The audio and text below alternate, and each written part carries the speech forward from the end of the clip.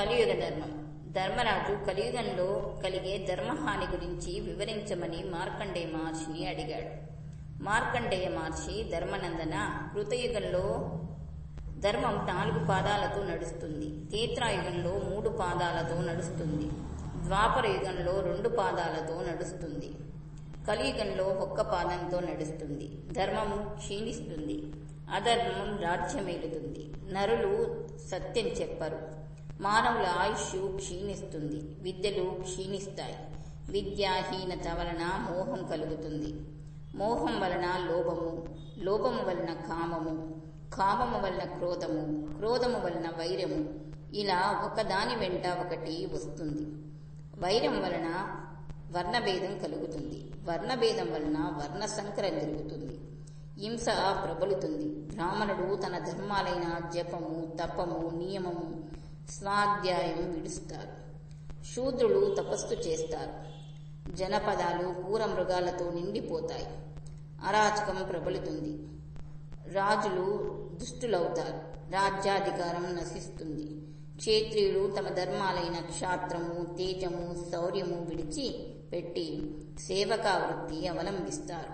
పంటలు సరిగ్గా పండవు. చెట్లకు కాయలు, పూలు, పండ్లు సరిగ్గా కాయవు. బ్రాహ్మణుడు తన ధర్మాన్ని వదిలి వ్యాపారము, వ్యవసాయం చేస్తాడు. నాస్తికులు ప్రబలమవుతారు. దేహ సంరక్షణమే ప్రధానము అనుకుంటారు. పాపం, పుణ్యం అనే మాటలకు విలువ ఉండదు. వానలు సకాలంలో కురవవు.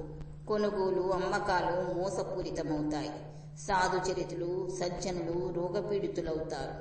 అధర్మవర్తనులు దీర్ఘాయులై భోగభాగ్యాలు అనుభవిస్తారు. పనికిరాని పంటలు ఎక్కువ అవుతాయి. మానవులలో వివాహేతర సంబంధాలు ఎక్కువ అవుతాయి. దైవ కార్యాలు, పితృకార్యాలు కాలానుగుణంగా జరగవు. బ్రాహ్మణులు హేతువాదులవుతారు. వేదాలను నిందిస్తూ పూజలు, వ్రతములు విడనాడి దుర్మార్గులవుతారు.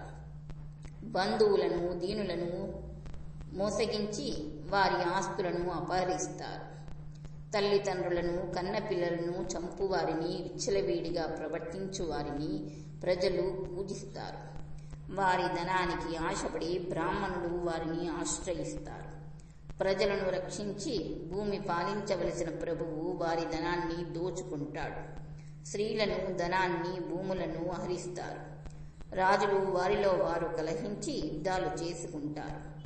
అందువలన ప్రజాక్షయం అవుతుంది. కొడుకులు తండ్రులను అవమానిస్తారు. భార్యలు భర్తను అవమానిస్తారు. భార్యాభర్తలు పరస్పరం కలయిస్తారు. ఎవరి ఇష్టం వచ్చినట్లు వారు ప్రవర్తిస్తారు. దేవకార్యము, పితృకార్యము నడవవు. వేదాధ్యయనము అంతరిస్తుంది. ఈ భూమి మొత్తం దుర్జనులతో నిండిపోతుంది. దానం చేసే వాళ్ళు ఉండరు. ప్రజలు ఒకరిని ఒకరు దోచుకుంటారు. అన్నీ తెలిసిన జ్ఞానులు సైతం అధర్మంగా ప్రవర్తిస్తారు. అన్నాన్ని ధనం కోసం అమ్ముకుంటారు. బ్రాహ్మణులు వేదాన్ని అమ్ముకుంటారు. స్త్రీలు మానాన్ని ధనానికి అమ్ముకుంటారు.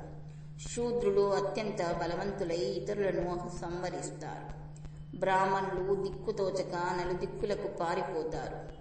దోపిడీదారులు, దొంగలు ప్రజల ధన ప్రాణాలను దోచుకుంటారు. ప్రజలు అడవులలో తలదాచుకుంటారు. శూద్రులు వేదాంత విషయాలు వివరిస్తుంటే బ్రాహ్మణులు వింటుంటారు. బ్రాహ్మణులు ధైర్యం వీడి శూద్రులకు సేవకులై చెయ్యరాని పనులు చేస్తారు.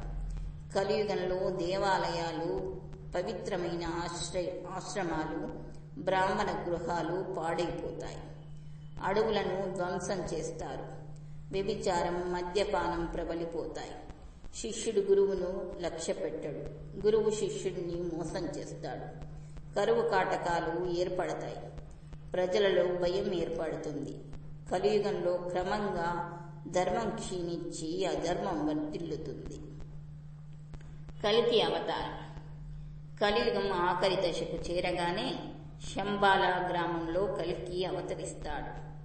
అతని పేరు విష్ణుయశుడు.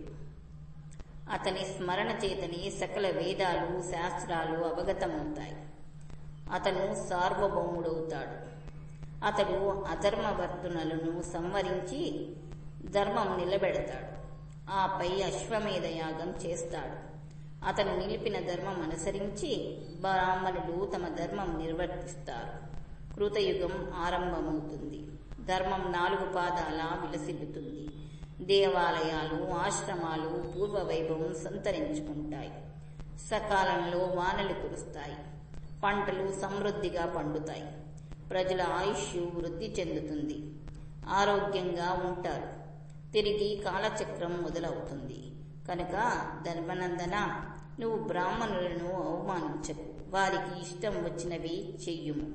సమస్త భూతముల యందు దయ కలిగి ఉండు. ప్రజలను కన్నబిడ్డల వలె పాలించు. పాపాత్ములను శిక్షించు. అజ్ఞానం ప్రబలకుండా చూడు. అహంకారం వదిలిపెట్టు. ఎల్లప్పుడూ సత్యమే చెప్పు. నువ్వు భరతవంశ సంజాతుడు. నీకు అన్నీ తెలుసు. ప్రాజ్ఞుడు. నీకు చెప్పవలసిన పని లేదు అన్నాడు. ధర్మరాజు, మహాత్మా, మీరు ఆనతించిన ప్రకారం నేను లోభము, మత్సరము లేకుండా ప్రవర్తిస్తాను. ధర్మం ఆచరిస్తాను అన్నాడు.